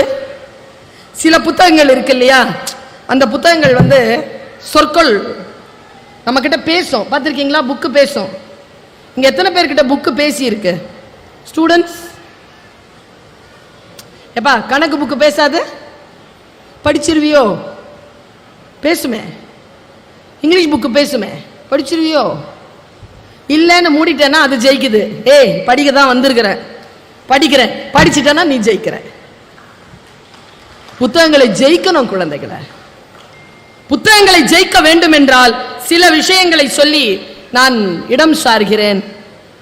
உண்மையில் நான் சொல்றேன், எந்த காட்சியாக இருந்தாலும் அந்த காட்சிக்குள் நீ கற்றுக்கொள்வதற்கு ஏதோ ஒன்று இருக்கும். அதுக்கு உன்னை தயார் செய்வது புத்தகங்கள் தான். என்னுடைய தகப்பனார் என்கிட்ட சொல்வார், எந்த மனிதரையும் கடந்து போகாதே, கற்றுக்கொண்டு கடந்து போ. கற்றுக்கொண்டு எப்படி கடந்து போறது? எல்லோரும் எனக்கு ஏதோ ஒன்றை சொல்லித் தருகிறார்கள். ஒரு இடத்துல நான் FB படிக்கிறேங்க, ஃபேஸ்புக்ல ஏதோ ஒரு விஷயம் வருது, நான் படிக்கிறேன், வாசிக்கிறது தானே. நான் இது அப்படியே உங்களுக்கு கடத்துறேன். எத்தனை பேருக்கு உங்க வாழ்க்கையில மாற்றம் நிகழ்துன்னு எனக்கு தெரியாது, ஆனா கடத்திடுறேன். என் கடமை கடத்துவது, டிரான்ஸ்ஃபார்ம் பண்ணிடுறேன். நீங்க டிரான்ஸ்ஃபார்மேஷன் ஆகுறீங்களா இல்லையாங்கிறது உங்களுக்கும் உங்கள் இறைக்கும் இயற்கைக்கும் உரியது. விக்ரமன் சொல்லிட்டு ஒரு டைரக்டர் தெரியுமா? விக்ரமன் ஒரு டைரக்டர், அவர் போட்டிருக்கிறாரு ஒரு பதிவு. அடாடாடாடா, என் வாழ்க்கையில நான் ரொம்ப ரசிச்ச எனக்குள் சில வெளிச்சங்களை ஏற்படுத்திய வார்த்தைகள். அவர் சொல்றார், நான் சென்னைக்கு வந்து படம் பண்றதுக்கு ஸ்ட்ரகிள் பண்ற பீரியட்ல எங்க அப்பா தவறிட்டார். செய்தியை உள்வாங்கிக்கோங்க. எங்க அப்பா தவறிட்டார். ஊருக்கு போறதுக்கு காசு இல்ல. யார் யார்கிட்டயோ கடனோ உடனோ வாங்கிட்டு சாவுக்கு போயிட்டு வந்துட்டேன். 16வது நாள் காரியம். கடிதம் போட்டாங்க, நீ வந்து எல்லா செலவையும் பார்த்துக்கப்பான்னு. அப்போ அந்த காலத்துல எனக்கு 1500 ரூபாய் இல்லாம போக முடியாது. இப்ப பர்வீன் சுல்தானா இதை சொல்றேன்னா எனக்குள்ள ஏதோ ஒரு அசைவு ஏற்படுத்தி இருக்குதானே இந்த மேட்டர். உங்க வாழ்க்கையில அசைவு ஏற்படுத்துதான் பாருங்க. அப்படித்தான் சொல், அப்படித்தான் ஏற்படுத்தும். போகிற போது யாராவது அப்படி ஒன்று சொல்லிட்டு போயிடுவாங்க. வேலை செய்யும். அது விதைத்தவன் தூங்கலாம், விதைகள் தூங்குவதில்லை. விதைகள் வெடிக்கும், மண்ணுக்குள்ள என்னமோ ஆகும். 3 நாள் கழித்து பார்த்தால் முளைத்திருக்கும். 3 நாட்கள் அந்த விதைப்பட்ட வேதனையை யாரும் அறிய மாட்டார்கள். நூல்கள் அப்படித்தான், நமக்குள் உள்ளே என்னமோ ஒன்று பண்ணும். 3வது நாள் முளைக்கும். அப்புறமா திடீர்னு என்னுடைய ஸ்டூடெண்ட் சொன்னாங்க, 20 வயசுங்க அவனுக்கு. மேடம், அவன் SRM ஸ்டூடெண்ட். அவன், மேடம் மரத்திலிருந்து பழம் கீழே விழுது மேடம். ஆமா, அந்த பழத்துக்கிட்ட மரம் என்ன மேடம் பேசும்? தெரியலையடா, இது வரைக்கும் யோசிச்சது இல்லையே. மீண்டும் முளைத்து வா என்று பேசும் மேடம். எனக்கு என்ன சொல்லல, மரம் சொல்லுமா, ஏய் உனக்குள்ள விதை இருக்கு, வா மறுபடியும் அப்படின்னு சொல்லுமா? பாருங்க, எனக்குள் இருக்கக்கூடிய விதையை முளைக்க செய்த அந்த செய்தியை நான் சொல்றேன். வாசிக்கிறதுனால வர்றது, பார்க்கறதுனால இல்ல. உங்க பேச்சை நான் பார்ப்பேன் மேடம். பேச்சு எதுக்கு பார்க்கற? கேளு கேளு. ஒரு புடவை கடைக்கு போயிருந்தேன். என் ஸ்டூடெண்ட் சொன்னான், என் ஸ்டூடெண்ட் அந்த கடையை நடத்துறா, நல்ல புடவையை எடுத்து போடுப்பான்னு. எதுக்கு மேடம்? எல்லா புடவையும் நல்லா தான் மேடம் இருக்கு. எனக்கு ஏற்ற மாதிரி போடு. எதுக்கு மேடம்? ஒழுங்கா அழகா போட்டு போக வேண்டாமா? என்ன எதுக்கு எதுக்குங்கிற? உங்களை யார் மேடம் பார்க்குறா? உங்க பேச்சை தானே மேடம் கேட்குறாங்க. எது வேணாலும் போடுங்க மேடம். சூப்பர்ல. இந்த ஒரு கமெண்ட் ஒரு பெண்ணுக்கு கிடைக்கிறதை விட மிகப்பெரிய பரிசு அவளுடைய வாழ்க்கையில் வேறு இல்லை என்பதனை ஒரு பெண்ணாக இருந்து நான் சொல்லுகிறேன். உங்களை யார் மேடம் பார்க்குறா? உங்க பேச்சை தானே மேடம். அதனால தானே எங்க வீட்டில் என்ன அனுப்புறாங்க. பாருங்க, அவர் எழுதுறார், காசு இல்லை என்கிட்ட. நான் என்ன பண்ணேன்? மணிவண்ணன் சார் தெரியுமா? இறந்துட்டார், இப்ப இல்ல. அவர் வீட்டுக்கு போனேன். அவர் கையில நான் ஒரு கதை கொடுத்திருந்தேன். அவர் வாசலை தட்டி உள்ள போய் சொன்னேன், சார் எங்க அப்பா இறந்துட்டார், காரியத்துக்கு போறேன், 1500 ரூபாய் வேணும், நீங்க சும்மா கொடுக்க வேண்டாம் சார். உங்ககிட்ட நான் ஒரு ஸ்கிரிப்ட் கொடுத்துருக்கேன்ல, அதை நீங்களே வச்சுக்கோங்க சார், எனக்கு ஒரு 1500 ரூபாய் தாங்க சார். மணிவண்ணன் சார் சொன்னாரா, பைத்தியமா நீ? என்ன ஸ்கிரிப்ட் இது? இது போய் 1500 ரூபாய்க்கு கொடுப்பியா? அப்பாவுடைய காரியத்துக்கு தானே போற, ஸ்கிரிப்ட் உந்துதான், 1500 ரூபாய் நான் தரேன், வாங்கிட்டு போ. வாங்கிட்டு அவர் போறார். போயிட்டு மணிவண்ணன் சாரை வச்சு 6-7 படம் பண்ணிட்டார். அப்புறமா பல காலமாச்சு. பல காலத்துக்கு அப்புறமா மணிவண்ணன் சாரை சந்திக்கிறாரு விக்ரமன் சார். சந்திக்கும் போது சொன்னாராம், சார் ஒரு விஷயம் மறந்தே போறேன் சார். என்னப்பா? உங்களுக்கு ஒரு 1500 ரூபாய் நான் கடன் சார், அதை கொடுக்கவே இல்லை சார். மணிவண்ணன் சார் சொன்ன பதிலை என் தோழமைகளே, என் தமிழ் உறவுகளை, வீட்டிற்கு செல்லுகின்ற பொழுது மனதிலே சுமந்து செல்லுங்கள். வாசிப்பினால் வந்த பலன், வார்த்தைகளால் எங்களை சொல்ல சொல்லி அரசு பணித்திருக்கிறது. வாசித்ததனால் உங்களிடத்தில் இதை பகிர்கிறேன்.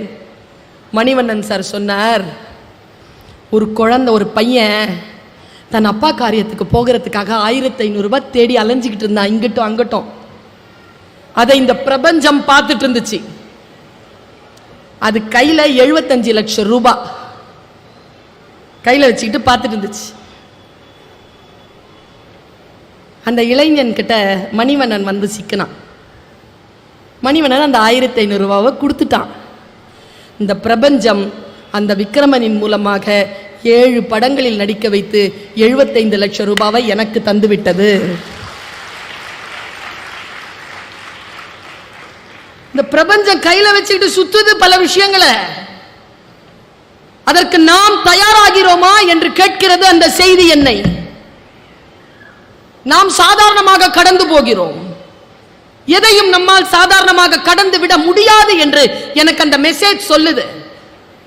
நான் அனுபவிக்கின்ற விஷயங்கள் வாசிப்பதில் இருக்கக்கூடிய கவனத்தினால் கிடைக்கின்றன.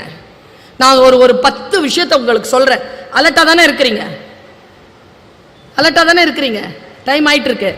10 நிமிஷத்துல முடிக்கிறேன். இப்ப சமீபத்தில் நான் பல இடங்கள்ல பேசிட்டு இருந்த ஒரு விஷயம் என்னன்னு பார்த்தா, நம்ம லிங்குசாமி சார் ஒரு போட்டி வச்சார், கவிதை போட்டி. எல்லாரும் எழுதினாங்க. 8000 கவிதை வந்துச்சு. 350 கவிதையை செலக்ட் பண்ணாங்க. அதுல 50 கவிதையை வச்சு புக்கு போட்டாரு. அதுல first prize, second prize, third prize 1 லட்சம் ரூபாய் கொடுத்தாரு. 8000 கவிதைகள் 350, 350 இருந்து 50, 50 இருந்து 3. முதல் பரிசு பெற்ற கவிதை வேணுமா? வேணுமா? நீங்க போய் அதை தேடி வாசிக்கலாம் முடியாது. நான் வாசிச்சிருக்கேன், அதனால சொல்றேன். ஆனால் போய் தேடனா கிடைக்கும். கடவுளே கிடைக்கிறார், அது கிடைக்காதா? முதல் கவிதை, அதாவது கவிதையும் ஜோக்கும் புரிஞ்சாதான் கை தட்டுவீங்க. பார்க்கிறேன் எத்தனை செகண்ட் எடுத்துக்கிறீங்கன்னு. வாடியது கொக்கு, ஓடியதெல்லாம் ஜோடி மீன்கள்.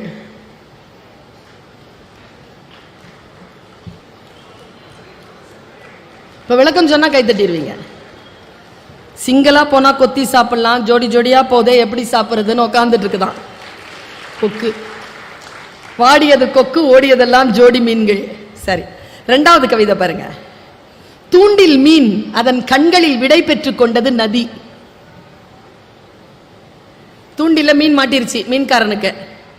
அது சட்டிக்கு தான் போகுது. அதன் கண்கள்ல தூரமா போயிட்டே இருக்கு மீன். நதி டாட்டா சொல்லுதான். அதன் கண்களில் விடை பெற்றுக் கொண்டது நதி. 3வது கவிதை பாருங்க. சுள்ளி பொறுக்கிய சிறுமிக்கு தன் இறகை உதிர்த்து விட்டு போனது மயில். இனிப்பாயிரும். இதெல்லாம் போன வருஷம் கவிதை. இந்த வருஷமும் கவிதை புக் வந்துருச்சு. நான் வாங்கிட்டேன், படிச்சுட்டேன். ஃபர்ஸ்ட் பிரைஸ் கவிதை என்ன தெரியுமா? கொஞ்ச தூரம் தயிர் பானையில் சூரியனை சுமந்து சென்றாள் பாட்டி. இது ஃபர்ஸ்ட் பிரைஸ். எனக்கு தெரிஞ்சு இந்த பிரைசஸ் எல்லாம் முக்கியமே இல்லை. என் மனசை கவர்ந்தது சொல்றேன். இந்த 8000 கவிதைகள்ல அவர் ஃபர்ஸ்ட் பிரைஸ் கொடுத்தாருல, நான் கொடுத்துருப்பேன் தெரியாது. நான் எது கொடுத்துருப்பேன் தெரியுமா? அதுல ஒரு கவிதை கொடுத்துருப்பேன் போன வருஷம். பனி படர்ந்த கண்ணாடி, கண் வரைந்தேன், வழிந்தது கண்ணீர்.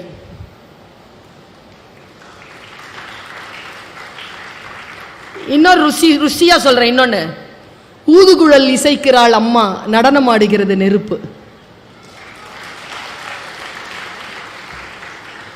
என்னை போலவே நடித்து காட்டுகிறது என் நிழல். எந்த கிளி ஏமாற்றியதோ தாடியுடன் நிற்கிறது ஆலமரம். அந்த இடுகாட்டிற்கு உயிர் தந்தது ஒரு பிணம். இதெல்லாம் பழைய கவிதைகள். புது கவிதைகளை சொன்னா ஆடிப்ப. ஏன் தெரியுமா? இளைஞர்களும் முதியவர்களும் குழந்தைகளும் போக போக புத்திசாலி ஆயிட்டே போறாங்க. எனக்கு தெரிஞ்சு நான் ரொம்ப ரசிச்ச கவிதைகளை கொண்டு வந்திருக்கேன் அந்த புக்ல இருந்து. செகண்ட் ஆர்டிஸ்ட் தேர்ந்தெடுக்கப்பட்ட புத்தகத்தில இருந்து ஒரு கவிதை படிச்சு மனசெல்லாம் ராத்திரியிலும் தூங்கல நான். மாடு தொலைத்த இரவு, திரும்பிய பக்கமெல்லாம் மணி ஓசை. தூங்கலைங்க நான் ராத்திரி. இன்னொரு கவிதை பாருங்க. பசித்த மீன்களுக்கு இரையாக போவதில்லை குளத்தில் மிதக்கும் நிலவு. யாசக பாடலின் தட்டில் சில்லறைகள் விழ தடுமாறும் பாடல். ஒழுங்கா தான் பாடிட்டு இருக்கிறான். சில்லறை விழுந்த உடனே சுருதி தப்புது. தப்பம் தானே? இது பாருங்க. நேற்றைய சண்டையை மறந்து புன்னகைக்கிறது எதிர்வீட்டு குழந்தை. தண்டவாளங்கள் சந்தித்துக் கொண்டன பழைய இரும்பு கடையில். என் மனச ரொம்ப பிடிச்ச கவிதை. பொத்தலோடு தான் நெய்வார்களோ அப்பாக்களின் பனியன்களை. 3ஆம் பரிசு. மந்தையில் இருந்து தவறி செல்லும் ஒற்றை ஆட்டின் பாதை சரியாக கூட இருக்கலாம். இது பாருங்களேன், மணல் திருடனுக்கும் அஸ்தி கரைக்க தேவைப்படுகிறது ஒரு நதி.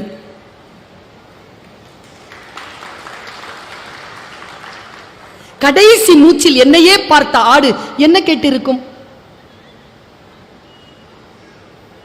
இத பாருங்களேன், மழை கம்பியில் சிறிது ஓடி ஒத்திகை பார்க்கிறது துளி நதி.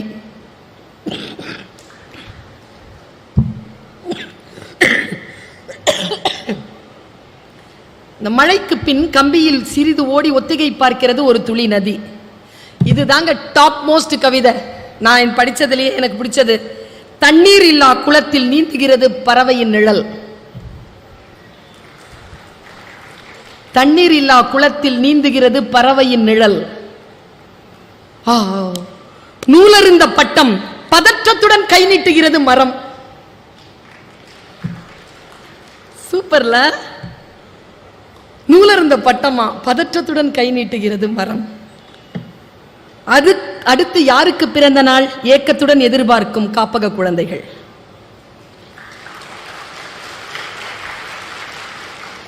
ஏரியில் கட்டிய வீட்டில் வாழ்கிறது வாஸ்து மீன். தரிநெய்யும் ஓசையில் தெரிந்து விடுகிறது அம்மாவின் மனநிலை. அறுவடை முடிந்த வயல், எதுவும் இல்லை என கைவிரித்து நிற்கும் பொம்மை. நிரம்பிய குளம், சற்றே ஓய்வெடுக்கும் கோபுர நிழல். கோபுரம் நின்னுக்கிட்டே தானே இருக்கு, கொஞ்சமா ஓய்வெடுக்குதான். இது எல்லாத்தையும் தூக்கி சாப்பிடுற ஒரு கவிதையை சொல்றேன். வாசிக்கும் போது என்ன, இந்த பெண்கள் நிறைய பேர் இருக்கிறீங்கல்ல, முக்கியமா இந்த 40 வயது கடந்த ஒரு நிரந்தர கோபமும் ஒரு நிரந்தர சோகமும் கண்களில். இந்த இளைஞர்களுக்கு சொல்லுகிறேன், 60 வயசு 65 வயசு ஆன உடனே அப்புறமா பார்த்துக்கலாம்னு சொல்லிட்டு எல்லாம் மனைவியை பார்த்துக்க முடியாது. உங்களுக்கு 60 வயசு ஆகட்டோன்னு வெயிட் பண்ணிட்டு இருப்பா. சின்ன வயசுலயே நல்லா பார்த்துக்கோங்க. கவனம். பாருங்களேன், நான் படிச்சு ஆடி போன ஒரு கவிதை. காட்சிப்படுத்துங்க. பெருங்கடல், பெருங்கடலை அசைத்துக் கொண்டிருக்கிறது மீன் குஞ்சின் சிறிய துடுப்பு. கவிதை எழுச்சி என்ன தெரியுமா? நான் மீன் குஞ்சு தான், என்கிட்ட இருக்கிறது குட்டி துடுப்பு தான், ஆனால் நான் அசைத்துக் கொண்டிருப்பது பெருங்கடலை. சின்னதா இருந்தாலும் செஞ்சிருங்க, எழுதிருங்க, படிச்சிருங்க. காலம் மிக மிக அற்புதமானது. இந்த காலம் நமக்கு என்று தரக்கூடிய விஷயங்களை என் தோழமைகளே கவனத்துடனும் விழிப்புணர்வுடனும் நீங்கள் அதை எதிர்கொள்ள வேண்டும் என்றால் வாசிப்பு பழக்கம் உங்களுக்கு சாதாரண விஷயம்தான். நான் பார்ப்பேன், அது சாதாரணமா, எல்லாருக்கும் சாதாரணமா தான் தெரியும். ஆனா எனக்கு மட்டும் வித்தியாசமா தெரியும். ஏன்? ஏன்? படித்து படித்து படித்து இதற்கு இதுதான் பொருள் என்று புரிந்து போகும். விடவே மாட்டேனே, புரிகிற வரைக்கும் விட மாட்டேனே. அந்த வினாடி வரைக்கும் அதற்கான காரணம் என்ன என்று தோண்டி துளாவுகின்ற வரைக்கும். நான் இந்த மலேசியா போயிருந்தேன். ஒரு இன்சூரன்ஸ் கம்பெனியில பேச கூப்பிட்டாங்க. எனக்கு இன்சூரன்ஸ் கம்பெனியை பத்தினா ஒன்றும் தெரியாது. ஆனா ஒன்று தெரியும், எல்ஐசி சூப்பர்னு தெரியும். ஏன்னா எல்ஐசி ஆரம்பிக்கும் போது அதனுடைய முதலீடு எது தெரியுமா? சாவு. சாவ முதலீடா வச்சானே ஒருத்தன், எவ்வளவு புத்திசாலியா இருப்பான் அவன். என்னைக்கு சாவோன்னு தெரியாது, அதான் மேட்டரே. அதை வச்சு அவன் செஞ்ச பிசினஸ் இருக்குல்ல. இந்தியா ரிசெஷனை சந்திக்கும் பொழுது மன்மோகன் சிங் உதவி கேட்ட நிறுவனங்களில் மிக முக்கியமான நிறுவனம் எல்ஐசி. சாதாரணமான விஷயம் இல்ல.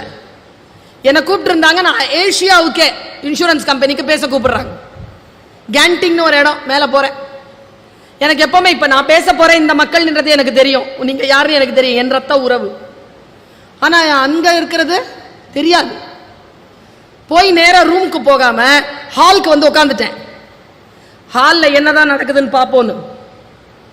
ஆடியன்ஸ் யாரு, ப்ரோக்ராம் எப்படி நடத்துகிறாங்க தெரிஞ்சுக்கணுமே. சாயந்தரம் 6 மணிக்கு எனக்கு ஸ்பீச்.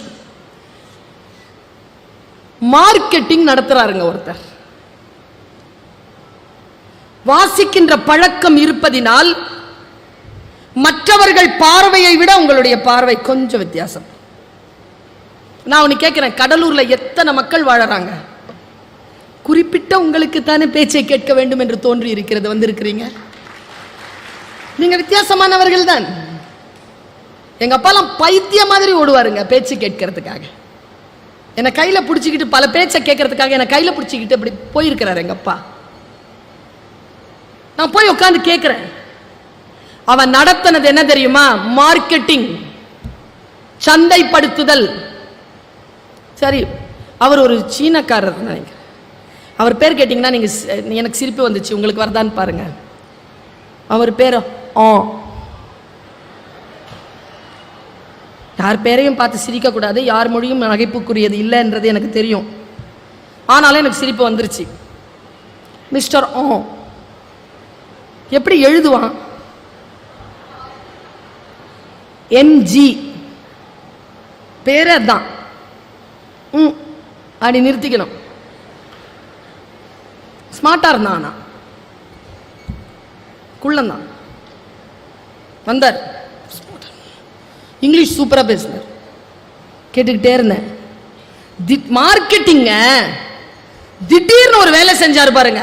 டே அப்பா, இந்த மாதிரி ஒரு ஸ்கிரீன் இருக்கு, அந்த ஸ்கிரீன்ல ஒரு ஒரு 2 நிமிஷத்துக்கு கிளிப்பிங் போட்டார்.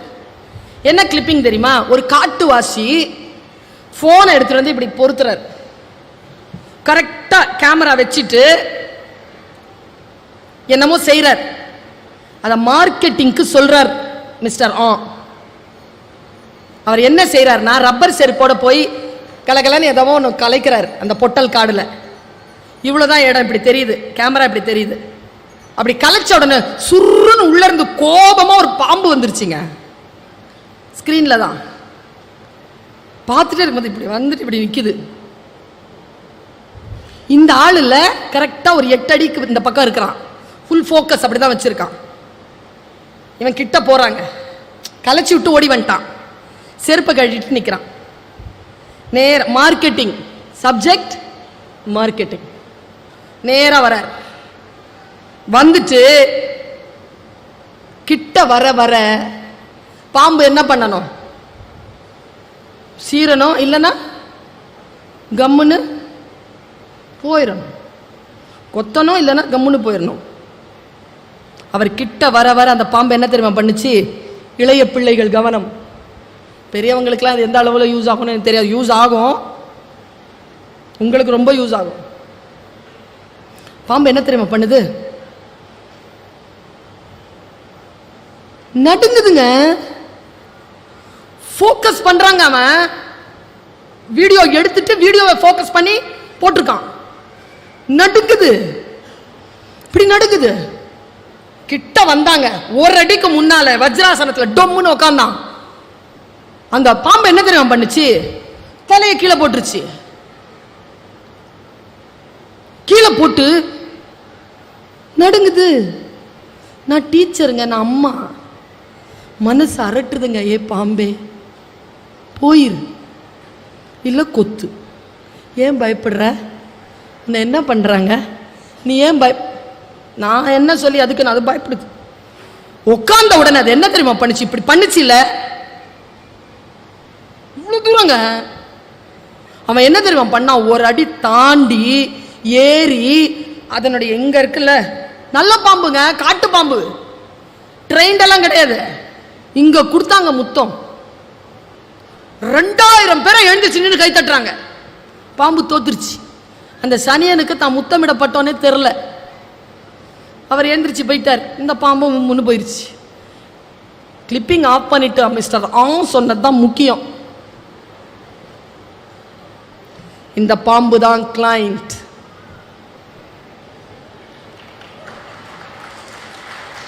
அந்த காட்டுவாசி தான் ஏஜென்ட். கொடுக்கப்பட்ட முத்தம் தான் விற்கப்பட்ட பாலிசி. அட பாவிகளா, உங்க ஊர்ல இப்படியா பாலிசி விற்கிறீங்க? எனக்கு ஆறலைங்க. நான் நேராக போய் மிஸ்டரா எனக்கு அந்த பென்ட்ரைவ் வேணும், நான் ஒரு 10 நிமிஷத்தில் உனக்கு தரேன். வாய் அப்படின்னா நான் சொல்கிறேன், நான் சொன்னால் உனக்கு புரியாது, நீ மறுத்தா எனக்கு ஒன்றுமே புரியாது, நீ எனக்கு அது கொடு. கேட்டு வாங்கிட்டு ரூமில் போய் லேப்டாப்பில் போய் பார்த்தேங்க. என்னதான் நடந்துச்சு அந்த பாம்புக்கு? எதில் அது நடுங்குச்சு? நம்மெல்லாம் எங்க நடுங்குறோம்? நம்மெல்லாம் எங்க தோக்குறோம்? நான் ஒரு பெண் இல்லையா? நான் தோக்கலாமா? ஒரு ஆண், ஒரு முதியவர், ஒரு இளைஞர், ஒரு குழந்தை இந்த ஊர்ல தோக்கலாமா? ஏன் நடுங்குற நீ? போட்டு பார்த்தங்க என்னடா நடந்துச்சுன்னு சொல்லிட்டு போட்டு பார்த்தா அங்க நான் சொன்னேன்னு வச்சுக்கோங்களேன், உங்க நிலம் நகர்ந்துரும். அவன் ஒன்னும் செய்யலைங்க. அவன் கிட்ட வரான். கிட்ட வரும்போது இந்த 2 விரல் இப்படி அசிச்சுக்கிட்டே வரான். பாம்பு அந்த 2 விரலை பார்க்குது. நமக்கு நடுக்க மாதிரி தெரியுது. நேரம் வஜ்ராசனத்தில் உட்காந்து இந்த 2 விரலையும் இப்படி அசிச்சுக்கிட்டே இருக்கிறான். அது இப்படி பார்த்துட்டே இருக்குதா, அது கவனம் வேற இடத்துல இருக்குதா, இது முத்தம் கொடுத்துட்டான். அந்த காட்சி எனக்கு என்ன சொல்கிறது? நம் கவனத்தை வேறு எங்கோ திருப்பி நம்மை ஜெயித்து விட்டதாக இந்த உலகம் அறைகூவல் விட்டு கொண்டிருக்கிறது. நம்முடைய கவனத்தை ஒருபோதும் சிதறடிக்கவில்லை என்றால் நம்மை யாராலும் வெல்ல முடியாது என்பதனை என் குழந்தைகளை தெரிந்து கொள்ளுங்கள். கவனச்சிதறல் தான். ஸ்போர்ட்ஸ்ல இருக்கிற புக்கு படிக்கிற 2 விஷயத்துல கவனச்சிதறலே வராது. ஓட்டப்பந்தயத்தில் எப்படி வரும் கவனச்சிதறல்? ஒரு புக்கு வாசிக்கும் போது எப்படி வரும் கவனச்சிதறல்? கவனச்சிதறல் வராது. இந்த கொள்ளிக்கட்டையை மட்டும் கொஞ்சம் கண்ட்ரோல்ல வை. கொஞ்சம் ஒரு டிஜிட்டல் ஃபாஸ்டிங் கொண்டு வா. ஒரு டிஜிட்டல் ஃபாஸ்டிங் ஒரு 2 மணி நேரம் இதனோட உறவு இல்லாம இருப்பேன். சில பேர் இது காணாம போச்சு. நான் பார்க்கிறேன், பெத்த புள்ளைங்க திருவிழாவில் குழந்தையை காணோம் என்று புகார் அளிக்க வந்த பெண்ணின் வலது கையில் பத்திரமாக இருந்தது அவள் கைபேசி. துடிப்பு. இது காணாம போச்சுன்னா ஏன் அவ்வளவு துடிக்கிற? டேட்டாஸ், போட்டோஸ், சாட்டிங், இன்ஸ்டாகிராம் எல்லாம் வச்சுக்கோங்க. நான் இன்னும் ஒரு விஷயத்த நான் கொளுத்தி போட்டு போறேன். நீ எந்த அளவுக்கு சோசியல் மீடியால இருக்கிறியோ இருந்துக்கோ. என்ன மாதிரி ஆட்கள் பேசினா கேட்டுக்கோ, அவ்வளவுதான். நீ எதை பார்க்க வேண்டும் என்று நீ முடிவு செய்வதில்லை. நீ எதை பார்க்கிறாயோ அதை தொடர்ந்து அதைத்தான் பார்க்க வேண்டும் என்று யாரோ ஒருவர் உனக்காக முடிவு செய்து கொண்டிருக்கிறார்கள். புத்தகங்கள் அப்படி முடிவு செய்ய முடியாது. புத்தகங்களை நீ தேர்ந்தெடுக்கிறாய். எனக்கு எப்பவுமே யாரை தெரியுமா ரொம்ப பிடிக்கும்? இந்த மந்த்லி சேலரியில் இருக்கிறவங்கள பிடிக்காது. எனக்கு நிறைய சம்பாதிக்கிறவங்கள பிடிக்காதுங்க. நிறைய சம்பளம் கொடுக்கிறவனை பிடிக்குங்க. எனக்கு நிறைய சம்பளம் கொடுக்கணும். குழந்தைகளை வாங்குறதுலயே இருக்கிறோம். நாம தொழிலதிபர்களாக இருக்கணும். தொழிலதிபன் யார் தெரியுமா? தன் சம்பளத்தை தானே முடிவு செய்கிறான். salaried person தன் சம்பளத்தை தானே முடிவு செய்யறது இல்லை. சுதந்திர வெளியில் நாம் பறக்க வேண்டும் என்றால் நமக்கான உலகம் ஒரே ஒரு முறை வாய்ப்பு தான். நான் இப்போ ஒரு விஷயம் சொல்வேன், அத்தனை பேரை கைத்தட்டி ஆர்ப்பரிப்பீங்க. ஒரு சத்தியத்தை சொல்லுவேன், இப்போ பயங்கரமாயிடுவீங்க கொஞ்ச நேரத்தில். நம்ம எல்லாரும் உயிரோட இருக்கிறோங்க. எவ்வளவு பெரிய விஷயம் தெரியுமா அது? நேற்று இருந்த 5 லட்சம் பேர் இன்னைக்கு இல்ல உலகத்துல. எங்க கொரோனா வந்தது, 3 ரவுண்ட் வந்தது, யார் யாரையோ கொண்டு போச்சு, நம்மளை விட்டுட்டு போச்சா இல்லையா? அதுக்கே நம்ம கொண்டாடணுமா இல்லையா? வாழ்க்கையை நாம் கொண்டாடுவதே இல்லை. வாழ்க்கையை கொண்டாடு என்று சொல்லித் தருகிறது எனக்கு புத்தகம். இந்தா உன்னுடைய வாழ்க்கை. பொன்னியின் செல்வன் ஏன் அவ்வளவு கோடி சம்பாதிச்சது? ஏன் சம்பாதிச்சது? ஒரு தலைமுறை அதை படித்து வைத்திருந்தது. தான் படித்த அந்த காட்சிகளை, தான் படித்த அந்த பாத்திரங்களை திரையில் பார்க்க வேண்டும் என்பதற்காக போய் பார்த்தவர்கள் தான் கோடிக்கணக்கில் சம்பாதனையை ஏற்படுத்தி தந்தார்கள். நான் யோசித்து பார்க்கிறேன். வாசிப்பு பழக்கம் என்பது நம்முடைய வாழ்க்கையில் நம்மை செதுக்குவது. இன்னொரு மனிதனாக உயர்த்துவது. இரண்டு பேர் சந்தித்துக் கொள்ளுகின்ற பொழுது விஷயங்களை பேசிக்கொள்ளாமல் கருத்துக்களை பேசிக் கொள்ளுங்கள். நான் இந்த நூலை வாசித்தேன் என்று குடும்பங்களில் பேசிக் கொள்ளுங்கள். இரவு நேரங்களில் உறங்கப் போவதற்கு முன் ஒரு புத்தகத்தை, பொதுவாக உட்கார்ந்து வாசிக்கக்கூடிய புத்தகங்களை தேடி எடுத்துக்கொண்டு செல்லுங்கள். இந்த 4 பேர், இந்த 4 பேர் கையில இது இருக்குது. ரொம்ப ஆச்சரியமா இருக்கு எனக்கு. வாழ்க்கை அழகானது. எவ்வளவு தொழில்நுட்பம் வந்தாலும் புத்தகத்தினுடைய இடத்தை வேறு எந்த தொழில்நுட்பத்தாலும் பெற்றுவிட முடியாது. அதுதான் நம்முடைய வாழ்க்கையின் பலம். அதை கையில் எடுப்போம். நீங்கள் புத்தகத்தை பிரித்து தலைகுனிந்து படிக்கின்ற பொழுது அது உங்களை தலை நிமிரச் செய்கிறது.